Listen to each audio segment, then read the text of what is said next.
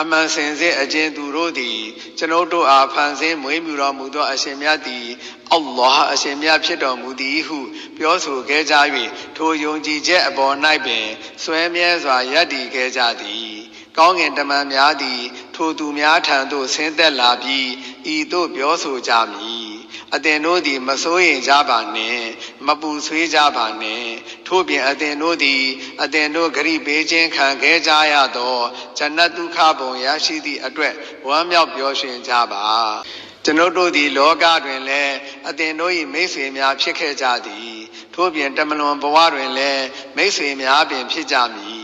ထို့ပြင်အသင်တို့အတွက်ထိုဂျနတ်ဒုက္ခဘုံတွင်အသင်တို့၏စိတ်ထဲမှဆန္ဒရှိသမျှရရှိကြမည်အပြင်အသင်တို့အတွက်ထိုဒုက္ခဘုံတွင်အသင်တို့ထုတ်ဖော်တောင်းဆိုသမျှလည်းရရှိကြဦးမည်ဖြစ်သည်